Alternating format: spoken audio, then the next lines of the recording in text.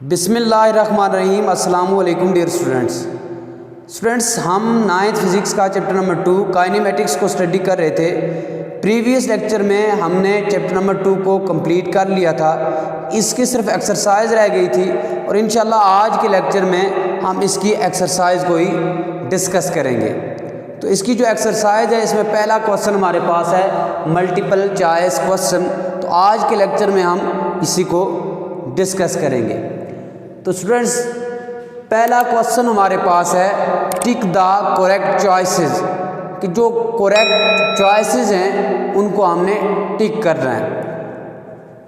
पहला एमसीक्यूज हमारे पास है a body has translatory motion if it moves along, कि एक बॉडी की ट्रांसलेटरी मोशन तब हो सकती है जब ये मूव करे along a straight line, B circle, C line without rotation, D arc. यानी हम कह सकते हैं कि एक बॉडी की तब ट्रांसलेटरी मोशन होगी जब ये मूव करती है। आगे हमें 4 ऑप्शन उसने दिए, along a straight line, along a circle, along A line without rotation, D है ऑल, यानी इन सब के अलावा।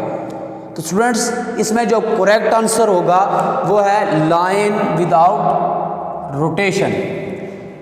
जब हमने ट्रांसलेटरी मोशन वाले टॉपिक को डिस्कस किया था तो उसमें हमने ट्रांसलेटरी मोशन की डेफिनेशन पढ़ी थी, the motion of a body along a line without any rotation is called translatory motion, कि किसी भी बॉडी की along a line motion without rotation, rotation के बगैर, उसी को हम क्या कहते हैं, ट्रांसलेटरी मोशन। और हमने पढ़ा था ये लाइन स्ट्रेट भी हो सकती है और कर्व भी हो सकती है, दोनों तरह से ये लाइन हो सकती है। लेकिन एक बात इसमें कंफर्म है कि इसमें बॉडी रोटेट नहीं करती, इसीलिए इसमें जो करेक्ट ऑप्शन होगा वो होगा line without rotation.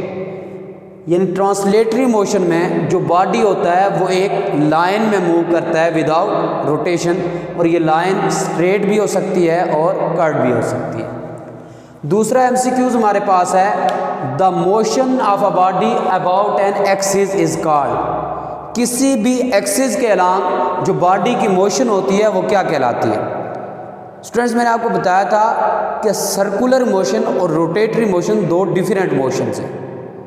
Circular motion में बॉडी सर्कुलर पाथ में मूव करती है, जबकि रोटेटरी मोशन में बॉडी किसी भी एक्सिस के अराउंड मूव करती है। तो इसने पूछा है the motion of a body about an axis, कि एक्सिस के अराउंड जो बॉडी की मोशन होती है वो क्या कहलाती है। 4 ऑप्शन है आपके पास, सर्कुलर मोशन कहलाती है, रोटेटरी मोशन कहलाती है, वाइब्रेटरी मोशन कहलाती है, या रैंडम मोशन कहलाती है। तो इसका करेक्ट आंसर होगा रोटेटरी मोशन। एक्सिस के अराउंड जो बॉडी की मोशन होती है वो कौन सी होती है, रोटेटरी मोशन। रोटेटरी मोशन में बॉडी जो है वो अपने एक्सिस के अराउंड मूव करती रहती है। तीसरा एमसीक्यूज हमारे पास है which of the following is a vector quantity, कि इनमें से कौन सी वेक्टर क्वांटिटी है। आगे हमारे पास 4 चॉइसेस गिवन है। पहली है स्पीड, बी डिस्टेंस, सी डिस्प्लेसमेंट, डी पावर। हमने बताना है कि इनमें से कौन सी वेक्टर क्वांटिटी है। तो स्टूडेंट्स, मैंने आपको बताया था वेक्टर क्वांटिटी ऐसी क्वांटिटी होती है जिसका मैग्नीट्यूड भी हो और डायरेक्शन भी हो। अब इनमें से कौन सी क्वांटिटी ऐसी है जिसका मैग्नीट्यूड भी है और डायरेक्शन भी है। स्पीड स्केलर क्वांटिटी है, इसका सिर्फ मैग्नीट्यूड होता है, डायरेक्शन नहीं होती। डिस्टेंस भी स्केलर क्वांटिटी है, इसका सिर्फ मैग्नीट्यूड है, डायरेक्शन कोई नहीं होती इसकी। डिस्प्लेसमेंट हमारे पास क्या है, ये वेक्टर क्वांटिटी है, इसका मैग्नीट्यूड भी होता है तो इसकी डायरेक्शन भी होती है। तो हमारे पास यहाँ पे जो करेक्ट ऑप्शन होगा वो होगा ऑप्शन सी, डिस्प्लेसमेंट। ये हमारे पास करेक्ट ऑप्शन होगा। इसके बाद है if an object moving with constant speed then its distance time graph will be a straight line, MCQs number 4 हमारे पास है कि अगर कोई ऑब्जेक्ट कांस्टेंट स्पीड के साथ मूव कर रहा हो तो उसका जो डिस्टेंस टाइम ग्राफ होगा वो स्ट्रेट लाइन होगा, लेकिन होगा किसके अलांग? आगे 4 ऑप्शन है, along time axis, long distance axis, time axis के अलांग, डिस्टेंस एक्सिस के along, parallel to time axis या टाइम एक्सिस के पैरेलल होगा, इंक्लाइंड टू टाइम एक्सिस या टाइम एक्सिस के इंक्लाइंड होगा। तो इसमें जो करेक्ट ऑप्शन है वो होगा इंक्लाइंड टू टाइम एक्सिस। हमारे पास इसमें करेक्ट ऑप्शन होगा डी, जो किसके इक्वल है? Inclined to time axis.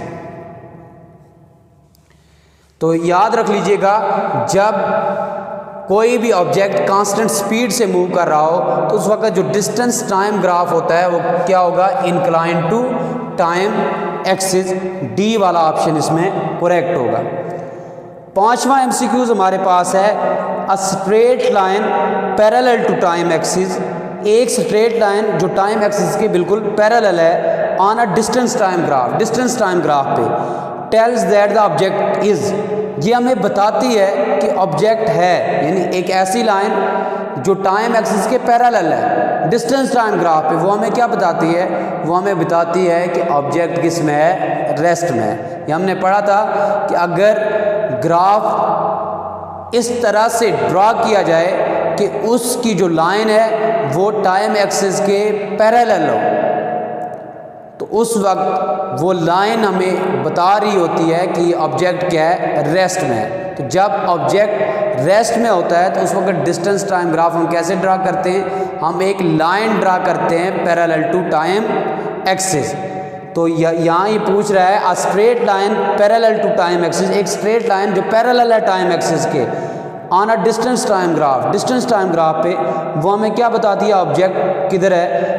Moving with constant speed, constant speed से मूव कर रहा है, एट रेस्ट, रेस्ट में है, moving with variable speed, variable speed से मूव कर रहा है, या मोशन में है। तो इसका करेक्ट ऑप्शन होगा at rest. Option number B इसका करेक्ट ऑप्शन होगा कि बॉडी तब क्या होगा?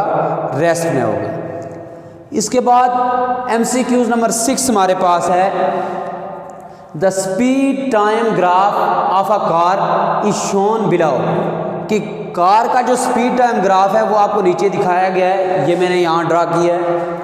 कहता है which are the following statement is true, इनमें से कौन सी स्टेटमेंट ट्रू है? Car has a acceleration 1.5 metre per second square, कि कार का जो एक्सेलरेशन है वो 1.5 मीटर पर सेकेंड स्क्वायर है। बी है, car has a constant speed 7.5 metre per second. C है हमारे पास, distance covered by a car is 75 metre. C है हमारे पास, the average velocity of the car is 15 metre per second. तो इसका जो करेक्ट ऑप्शन होगा वो है ऑप्शन नंबर सी, 75 मीटर। कैसे? अब यहाँ पे देखें, यहाँ पे जो वेलोसिटी है वो कंटिन्यूसली डिक्रीज कर रही है, यानी इनिशियल वेलोसिटी अगर यहाँ पे आप देखेंगे वो होगी हमारे पास VI है हमारे पास 15 मीटर पर सेकंड, जबकि फाइनल वेलोसिटी इसकी क्या है? 0 है। तो यहाँ पे हम फार्मूला लगाएंगे S is equal to VT वाला, और यहाँ पे वेलोसिटी हम एवरेज वेलोसिटी कंसीडर करेंगे, यानी ये ऐसे हम फार्मूला लगाएंगे S is equal to VT, और ये वेलोसिटी यहाँ पे हम एवरेज वेलोसिटी कंसीडर करेंगे। और एवरेज वेलोसिटी आपको पता है किसके इक्वल होती है? VI plus VF divided by 2 multiply by T। अब हमारे पास VI किसके इक्वल है? VI हमारे पास है 15 metre per second, plus VF हमारे पास है 0 के equal, divided by 2 multiply by T हमारे पास है 10 सेकेंड। तो ये हमारे पास आ जाएगा S इज इक्वल टू 2 1 ज़ा 2 2 5 ज़ा 10, और 15 को 5 से मल्टीप्लाई करें तो ये आ जाता है 75 मीटर। तो इसमें जो करेक्ट ऑप्शन आपको मिलेगा वो है option number C, distance 75 metre. अगला MCQs है MCQs नंबर 7, which are the following graph represent uniform acceleration, कि कौन सा ग्राफ इनमें से यूनिफॉर्म एक्सेलरेशन को रिप्रेजेंट करता है। तो इसमें से करेक्ट ऑप्शन जो है वो है ऑप्शन नंबर सी, कि जो सी वाला ग्राफ है ये यूनिफॉर्म या कांस्टेंट एक्सेलरेशन को रिप्रेजेंट कर रहा है। ये देखें, ये ग्राफ नंबर सी बता रहा है कि यहाँ पे जो एक्सेलरेशन है वो कांस्टेंट है, यहाँ बॉडी की वेलोसिटी जो है वो डिक्रीज कर रही है। एक्सेलरेशन तो प्रोड्यूस हो रहा है लेकिन कांस्टेंट एक्सेलरेशन प्रोड्यूस हो रहा है। इक्वल इंटरवल ऑफ टाइम में इक्वल वेलोसिटी यहाँ पे क्या हो रही है, चेंज हो रही है। इसलिए हम कहेंगे कि ये ग्राफ हमें क्या शो कर रहा है, यूनिफॉर्म एक्सेलरेशन शो कर रहा है। इसके बाद है एमसीक्यूज नंबर 8। एमसीक्यूज नंबर 8 मैंने यहाँ पे लिखा हुआ है, by dividing displacement of a moving body with time we obtain, कि अगर डिस्प्लेसमेंट को हम टाइम पे डिवाइड करें तो हमें क्या हासिल होता है। देखें, डिस्प्लेसमेंट डिवाइडेड बाय टाइम का पूछ रहा है कि अगर हम डिस्प्लेसमेंट को टाइम पे डिवाइड करें तो हमें क्या मिलता है, डेफिनेटली हमें क्या मिलती है, velocity. Displacement divided by time किसके इक्वल होता है, वेलोसिटी के। 4 ऑप्शन इसने दिए हैं, स्पीड, बी एक्सेलरेशन, सी वेलोसिटी, डी है हमारे पास डिसेलरेशन। तो इसका करेक्ट आंसर है वेलोसिटी, ऑप्शन नंबर सी। इसके बाद है MCQs number 9। A ball is thrown vertically upward, एक बॉल को आप वर्टिकली अपवर्ड थ्रो करते हैं, its velocity at the highest point is, highest point पे इसकी वेलोसिटी क्या होगी। आगे 4 ऑप्शन है, -10 metre per second, 0, 10 metre per second, none of these. तो इसका आंसर होगा 0, ऑप्शन नंबर बी जो है वो करेक्ट ऑप्शन होगा। यानी हाईएस्ट पॉइंट पे इसकी वेलोसिटी क्या होगी, हमारे पास 0 होगी। क्योंकि जब आप किसी भी ऑब्जेक्ट को अपवर्ड थ्रो करते हैं तो वापस आने से पहले, यानी बैक अर्थ पे आने से पहले, वो कुछ टाइम के लिए, कुछ सेकंड के लिए वहाँ पे स्टॉप हो जाता है। तो जब वो स्टॉप हो जाता है तो उसकी फाइनल वेलोसिटी क्या हो जाती है, 0, यानी हाईएस्ट पॉइंट पे उसकी वेलोसिटी क्या होगी, 0 होगी। A change in position is called, position में चेंज किसको कहा जाता है, स्पीड कहलाती है, वेलोसिटी है, डिस्प्लेसमेंट है, डिस्टेंस।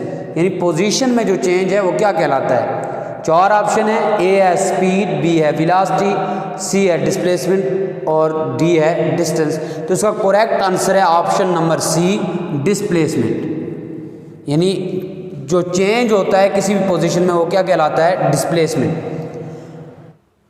एमसीक्यूज नंबर 11 हमारे पास है, a train is moving at a speed of 36 kilometre per hour, its speed expressed in metre per second is. यानी अगर कोई ट्रेन मूव करती है 36 किलोमीटर पर आवर से तो उसकी स्पीड मीटर पर सेकेंड में क्या होगी। यहाँ पे उसने स्पीड जो गिवन दी है वो है किलोमीटर पर आवर में, हमने उसे मीटर पर सेकेंड में फाइंड करना है। तो इसके लिए हम क्या करेंगे, किलो की जगह यहाँ पे प्रीफिक्सेस पुट कर देंगे, यानी कि जो इसकी वैल्यू है, किलो इक्वल होता है 10 की पावर 3, और इसको डिवाइड कर देंगे 60 मल्टीप्लाई बाय 60 से, क्योंकि 1 घंटे में 60 मिनट और 1 मिनट में 60 सेकंड होते हैं। तो हमारे पास आंसर आ जाएगा मीटर पर सेकंड में। आगे उसने 4 ऑप्शन दिए, 10 मीटर पर सेकंड होगी, 20 मीटर पर सेकंड होगी, 25 मीटर पर सेकंड होगी या 30 मीटर पर सेकंड होगी। तो इसका जो करेक्ट ऑप्शन है वो है option number A, 10 metre per second होगी। लास्ट एमसीक्यूज है MCQs number 12। A car start from rest, it acquire a speed of 25 metre per second. एक कार रेस्ट से स्टार्ट होती है और वो स्पीड ऑब्टेन करती है 25 metre per second after 20 second. 20 second के बाद the distance moved by the car during this time is, इस टाइम के दौरान कार ने जो डिस्टेंस मूव किया वो हमने फाइंड करना है। यहाँ पे आपको VI भी गिवन है। अब कार स्टार्ट हो रही है रेस्ट से, VI यहाँ 0 होगी, VF आपके पास है 25 मीटर पर सेकेंड, टाइम आपके पास है 20 सेकेंड। तो हम यहाँ पे सबसे पहले एक्सेलरेशन फाइंड करेंगे फर्स्ट इक्वेशन ऑफ मोशन को यूज़ करते हुए। VF is equal to VI plus AT। तो यहाँ पे हमारे पास VI भी है, VF भी है और टाइम भी है, तो एक्सेलरेशन हमारे पास आ जाएगा। और एक्सेलरेशन फाइंड करने के बाद हम third equation of motion use करेंगे और हमारे पास डिस्टेंस आ जाएगा। तो इसने यहाँ पे 4 ऑप्शन दिए हैं, 31.25 मीटर, 250 मीटर, 500 मीटर या 5000 मीटर। तो इसका करेक्ट जो ऑप्शन है वो है 250 मीटर।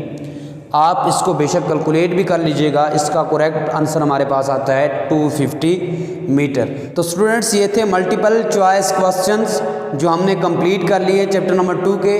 इंशाल्लाह नेक्स्ट लेक्चर में हम इसके शॉर्ट क्वेश्चंस को डिस्कस करेंगे। तब तक के लिए अल्लाह हाफ़िज़।